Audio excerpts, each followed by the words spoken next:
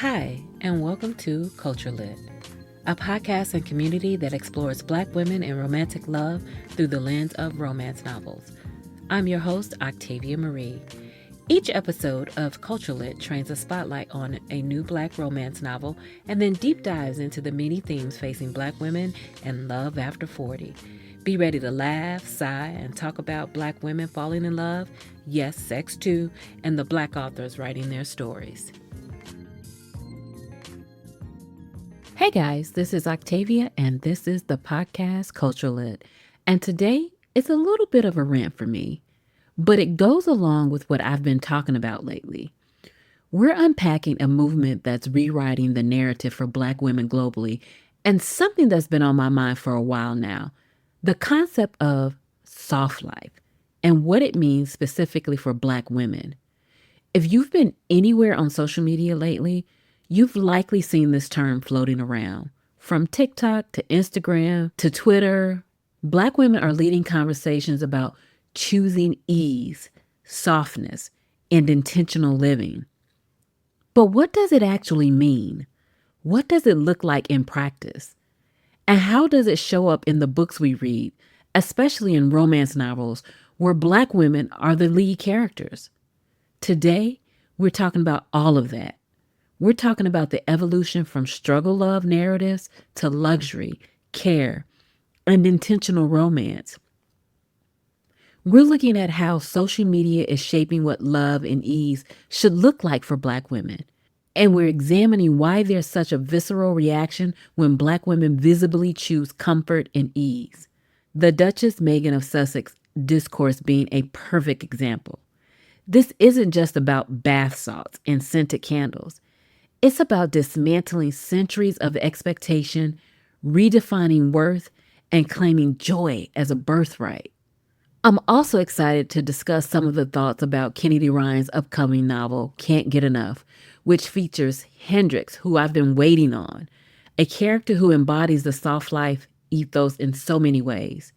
This is the third book in Ryan's Skyland series, set to be released on May 13th, 2025, and I was so fortunate enough to grab a copy, even though I already pre-ordered my physical copy. So grab your favorite beverage, get comfortable, and let's jump in. Before we cover romance books specifically, I want to talk about something that's been happening in real time that perfectly illustrates society's complicated relationship with Black women choosing ease and comfort.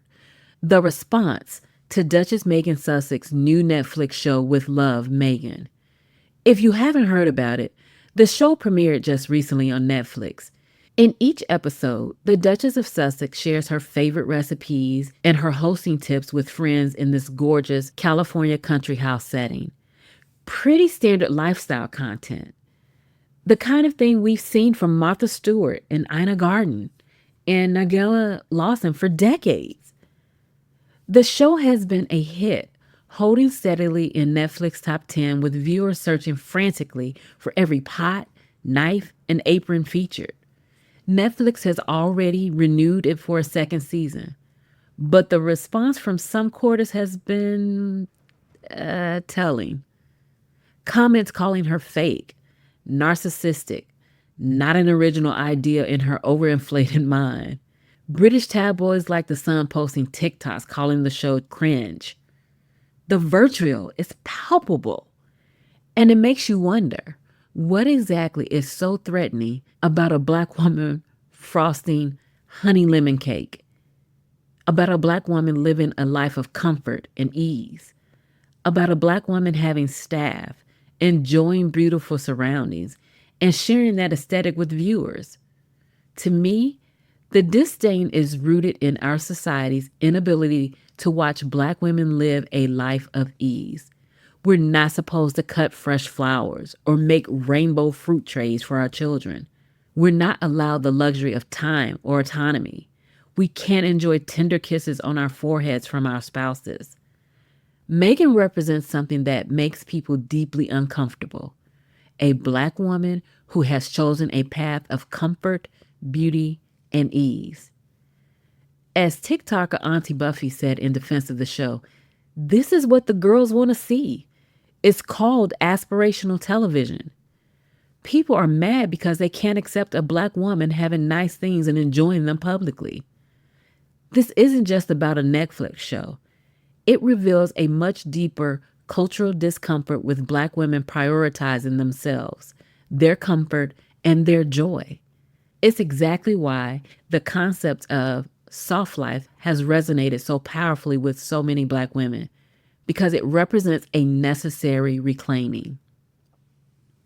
So, what exactly is this soft life that's become such a cultural touchpoint?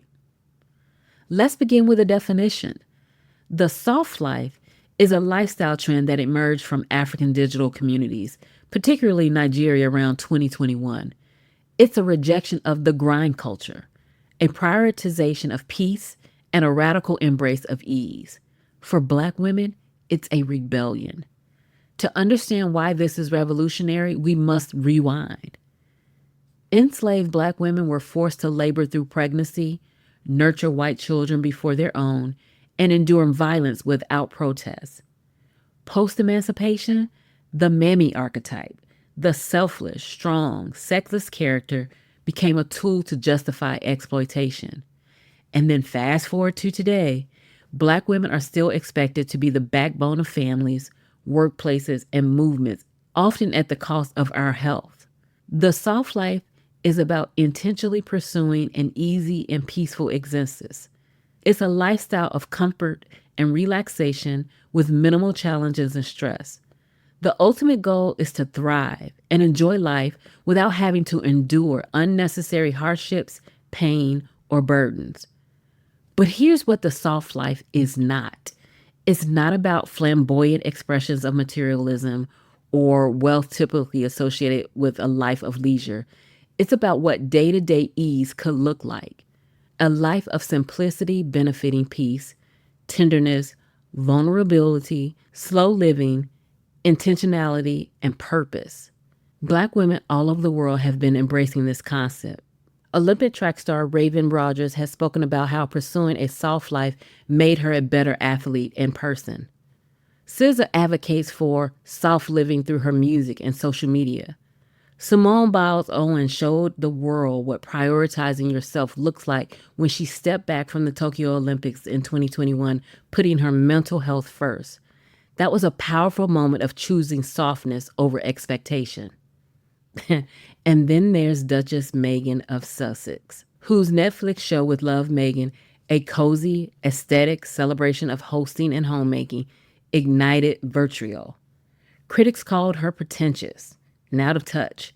But when Martha Stewart does the same, she's lauded as a lifestyle guru. The difference? Meghan's refusal to perform struggle as a black woman. But the subtext is very clear. Black women must be either martyrs or mammies, never complex, never soft. Meghan's crime isn't her wealth. It's her audacity to exist outside the narrow road society allows us. The soft life is how modern-day black women are fighting against stress, trauma, depression, and racism. It's about reclaiming our livelihood and incorporating balance into our lives. It means making decisions that lead to our enjoyment and asking the question, what does it truly mean to live outside the struggle of survival? To truly obtain a soft life, we must unlearn being identified as quote-unquote strong black women. But how do we do that when, as Malcolm X said, the most disrespected person in America is the black woman? And that brings us to an important piece of the puzzle, the harmful, strong black woman archetype that we've all been conditioned to accept and embody. As children, young black girls are taught that we must show up and be better than others. We're told that being resilient and enduring pain is a personal victory and triumph. We have to work twice as hard and prove ourselves in society. But at what cost? Black women face significant health risks because of this expectation. The chronic stress that comes from just living day to day, the wear and tear of doing it all, leads to serious health issues. Studies show that black women experience a 26% higher chance of coronary heart disease, partly due to the racism we face in employment, housing, and interactions with police. And if a Black woman chooses to bring a child into the world, she faces the highest maternal mortality rate in the United States, 69.9 per every 100,000 live births, almost 3 times the rate of white women. We're 40% more likely to experience hypertension by the age of 35. The quote unquote strong Black woman isn't a compliment, it's a death sentence. And then there's the economic toll. Black women make 67 cents for every dollar paid to white, non-Hispanic men. We face wage gap differences, socioeconomic disparities, systematic issues, gender bias, occupational segregation, and lack of career advancement. Taraji P. Henson recently vocalized this frustration when discussing her pay throughout her successful acting career. Quote, "I'm just tired of working so hard, being gracious at what I do, getting paid a fraction of the cost." Many of us felt that in our souls because we live it every day. The expectation of strength has not protected us. It's harmed us. And that's why the soft life movement is so revolutionary. It's not just about luxury. It's about survival. It's about saying, I deserve to live, not just exist. I deserve peace, not just endurance. And this is where I kind of want to pivot to how romance novels, particularly those featuring Black women protagonists, have become important blueprints for imagining what a soft life could look like. They show us Black women being pampered, loved, prioritized, and loved intentionally.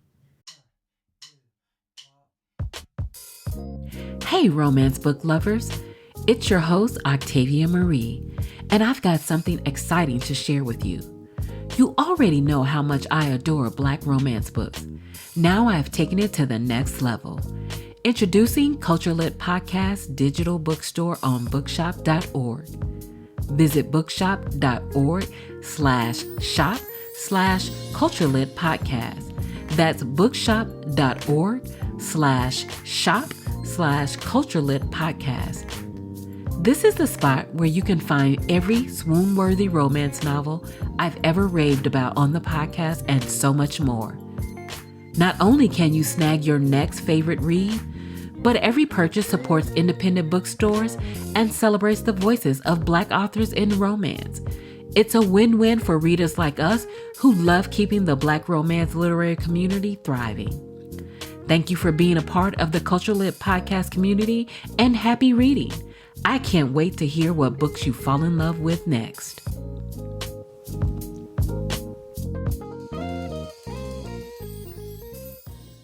There's been a beautiful evolution in Black romance over the years. We've moved away from narratives centered exclusively on pain and endurance to stories that celebrate joy, ease, and intentional love. These books don't just entertain us, they expand our imagination about what's possible. In Tia Williams' 7 Days in June, Tia gives us a story of healing, passion, and emotional safety. Eva Mercy is a single mother with chronic pain who finds her way back to her first love, a man who sees all of her and loves her completely. It's a book that shows that softness isn't just about material comfort, it's about emotional safety too.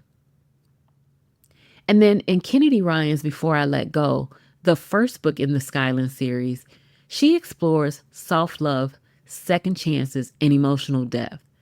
It follows Yasmin and Josiah as they find their way back to each other after divorce and devastating loss.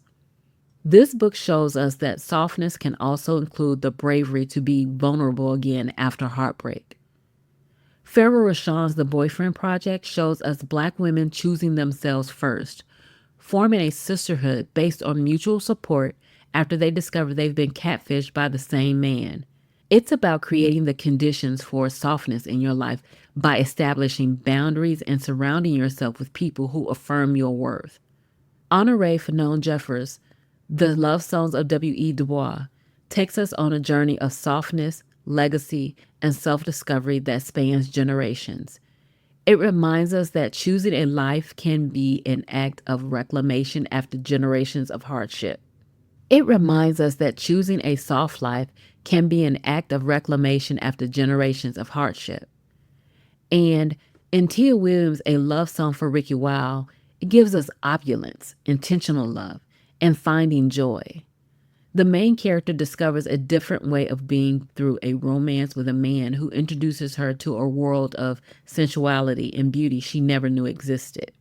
And then, talking about the epitome of what the soft life can look like, let's talk about Kennedy Ryan's upcoming book, Can't Get Enough. This is the third in her Skyland series, and I was lucky enough to receive an advanced reader copy. And let me tell you, Hendrix Berry is the soft life personified. Hendrix is what many would call a rich auntie. She's successful, self made, she lives luxuriously, and is childless by choice. She's plus size, brown skin, and completely comfortable in her skin. She's the kind of character we don't often get to see centered in romance novels. A woman who has built her life exactly how she wants it.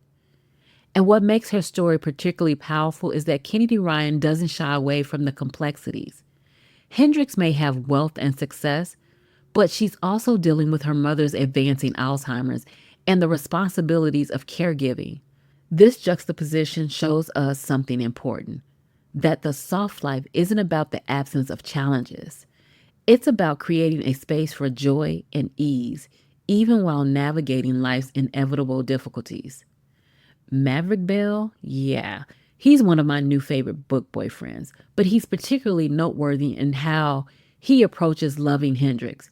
He's intentional, he's attentive, and completely serious about her from the beginning. He pursues her with purpose and consistency. There's no guessing, no games, just a man who sees a woman he wants and makes it clear through his actions as well as his words. One reader called him the best parts of Keenan Ross, Cannon Holt, and Judah Cross. And if you're familiar with Kennedy Ryan's other works, you know that's high praise indeed.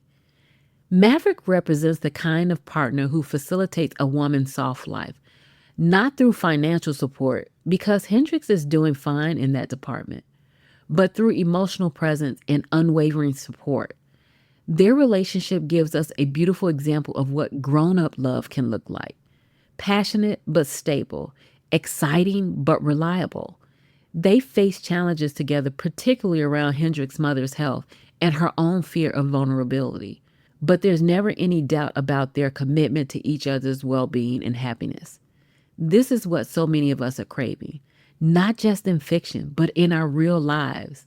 Partners who are invested in our peace and comfort, who see supporting our joy as part of loving us as well. And then I want to address something very important, the misconception that the soft life is only accessible to those with wealth or privilege. That simply isn't true. Softness isn't a privilege, it's a right. Every Black woman deserves care, ease, and tenderness, regardless of income level or social status. And Maverick Bell in Can't Get Enough exemplifies that. Society has conditioned us to believe that Black women should be quote unquote strong instead of soft, that we should endure rather than rest, that we should give endlessly rather than receive. This conditioning serves everyone except us. The truth is that soft love isn't about wealth. It's about being valued, cared for, and prioritized. It's about having our needs recognized and met, whether by ourselves or by those who love us. It's about creating environments where we can be vulnerable, where we can rest, where we can experience joy without guilt.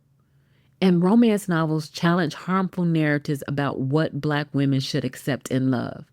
They show us Black women setting boundaries, walking away from relationships that don't serve us, and finding partners who are invested in their happiness. These aren't just fictional scenarios. They're permission slips. They tell us you deserve this too. When we talk about luxury and love, what are we really talking about? It's multifaceted. There is emotional luxury. There's the luxury of time and attention. And yes, sometimes there's material luxury too. Emotional luxury is having a partner who understands your needs and meeting them consistently.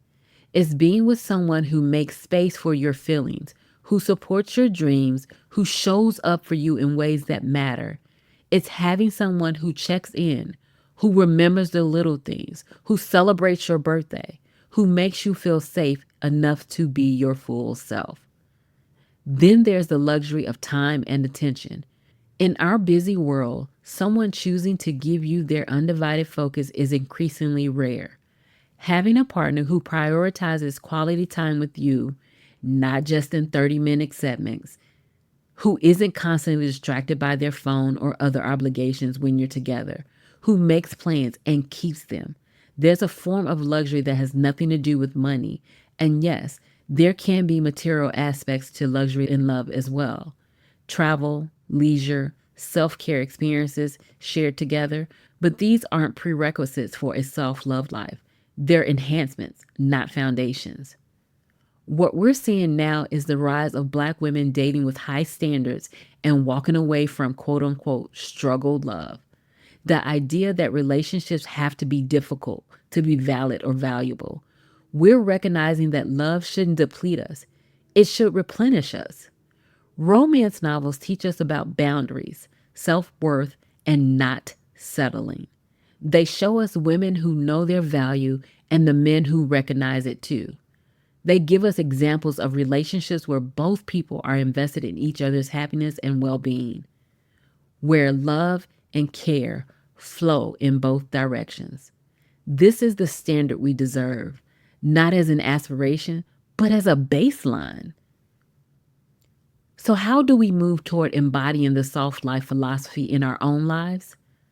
I know it can seem daunting, especially when we've been conditioned to prioritize everyone else's needs above our own. Licensed psychologist Taisha Caldwell Harvey, founder of the Black Girl Doctor, reminds us that a one-size-fits-all approach to mental health care and wellness is ineffective because our experiences of stress and its triggers vary significantly based on our individual identities. This means your soft life might look different from mine, and that's perfectly fine. Here are some practical steps we can all take. First, therapy can be an incredibly valuable tool if it's accessible to you. Having a space to unpack patterns and beliefs that keep us trapped in cycles of overwork and self-neglect can be transformative.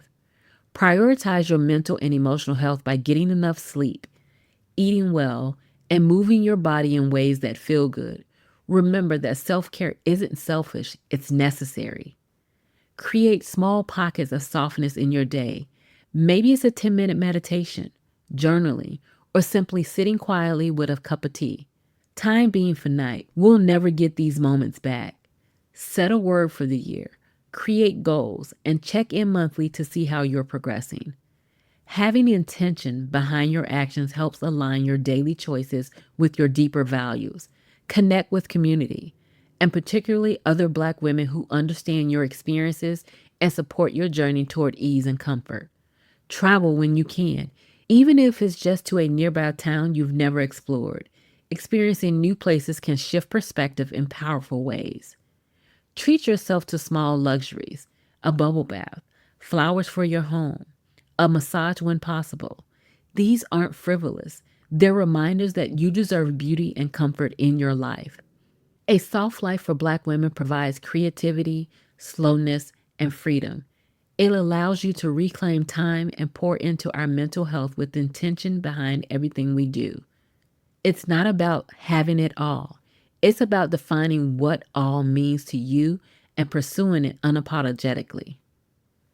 And I want to leave you with some specific book recommendations that embody the soft life ethos and show Black women being loved well. And I've mentioned several of these before, but here's a more comprehensive list. 70 Days in June by Tia Williams, a story of healing, passion, and emotional safety. Before I Let Go by Kennedy Ryan, soft love, second chances, and emotional depth. Can't Get Enough by Kennedy Ryan. As you can tell, I'm a Kennedy Ryan fan. But it's the ultimate rich auntie gets her happy ending. The Boyfriend Project by Farrah Rashan. Black women choosing themselves first. A Love Song for Ricki Wilde by Tia Williams. Opulence, intentional love, and finding joy. Honey and Spice, campus romance with sharp dialogue and tender moments. You Made a Fool of Death with Your Beauty. This one was a journey through grief toward new love. The Wedding Date. It's a series by Jasmine Guillory. Fun, affirming romances where Black women are cherished. Get a Life, Chloe Brown by Talia Hibbert. A chronically ill Black woman finds a partner who supports her exactly as she is. Each of these books shows us different facets of what soft love can look like. They give us Black women who are fully realized, complex individuals finding partners who value them completely. As Nina Simone said, an artist's duty, as far as I'm concerned, is to reflect the times. The rise of soft life romance novels featuring Black women characters reflects our collective desire for care, ease, and intentional love. They're not just entertainment, they're roadmaps towards a different way of being. Rather than dealing with stress, trauma, depression, and racism as an inevitable part of Black womanhood, we deserve day-to-day lives of ease. We deserve partners who are invested in our comfort and joy. We deserve communities that support our wholeness. The soft life isn't selfish. It's sustainable. It's not indulgent. It's essential. For too long, Black women have carried everyone else's burdens while neglecting our own needs. The soft life movement is about rectifying that imbalance. So I encourage you to ask yourself, what would a soft life look like for me? What small steps can I take today toward more ease and intentionality? What does luxury and love mean to me specifically? And most importantly, how can I begin to practice the radical act of believing I deserve these things, not as distant aspirations, but as my birthright? And that's all for today. I'd love to hear your thoughts on the soft life and what it means to you. What books have given you a soft life vibe? Drop a comment or DM me on Instagram at Becoming Octavia with your favorites. Next episode, I'm going to dive into another interesting question. Should Black women date outside their quote-unquote type to find love? Make sure you subscribe so you don't miss it. Until next time, remember, choosing softness isn't a weakness, it's wisdom. You've been listening to Culture Lit with Octavia Marie, and that's all for us this week. Be sure to listen, download, or subscribe to more episodes of Culture Lit. You can find Culture Lit on Apple Podcasts, Spotify, or wherever you listen to podcasts. Apple listeners, please be sure to leave a review and let us know what you think. Don't forget to talk to me on social or share your Black love stories at Becoming Octavia Marie on Instagram or XO Octavia Marie on Twitter.